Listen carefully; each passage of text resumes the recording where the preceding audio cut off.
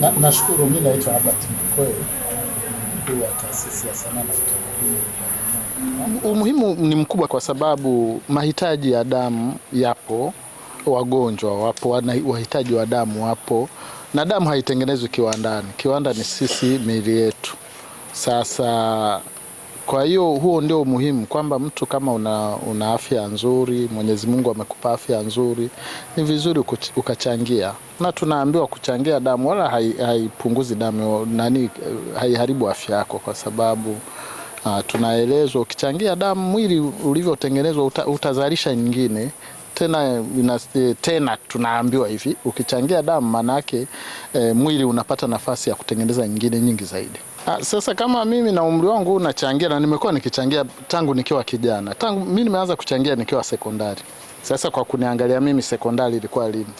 Kwa hiyo mimi niwahimize tu vijana kwamba ni vizuri wachangie damu. Kwa sababu sisi hatuna uwezo mwingine wa kuchangia kwenye matibabu, lakini Mungu ametupa afya, ametupa damu, basi na sisi labda ni vizuri tuchangie kwa upande huo. Mahitaji ni makubwa sana, ukienda kwenye hospitali zetu mahitaji mbalimbali, lakini sisi tuna nafasi kubwa na sisi ya kuchangia kwa upande wa damu. Mimi ndio naiona hivyo. Watu wanahitaji pesa kule, wanahitaji vitu mbalimbali, wanahitaji damu. Sasa kama siwezi kupeleka pesa kule, basi hata damu nishindwe. Kwa hiyo nawahimiza vijana kuwa waweze kujitokeza wanapokuja wataalamu, vile tunavyohimizwa kwenda kwenye kambi ambapo kuna kutoa damu. Na point zimekuwa nyingi sana, tukienda kwenye sherehe mbalimbali za kitaifa, kwenye matamasha, kwenye taasisi zetu kama hivi, huhitaji kutembea mwendo mrefu kwenda hospitali, kwenda wapi. Siku hizi wanatufuata wenyewe. Sasa naona kama mambo yamekuwa rahisi. Kwa kweli tunashukuru sana, uamko kidogo ni mzuri. Tukianzia wanafunzi tumekuja hapa kutoka jana na leo siku ya pili, uamko ni mzuri sana.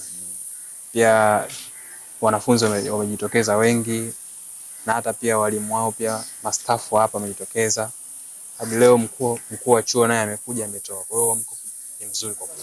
Kitu ambacho nataka ni wadau mbalimbali na vijana wenzangu na watu wengine, mataasisi mbalimbali, jamani, wajitokeze kuchangia damu popote pale wanaposikia kwamba kuna kikundi kimekuja, kimetoka hospitali kinatafuta damu. Watupokee na waje wachangie damu. Kwa sababu gani? Kwa sababu Tanzania, duniani kote, sio Tanzania, duniani kote hatuna kiwanda cha kuweza kutengeneza damu.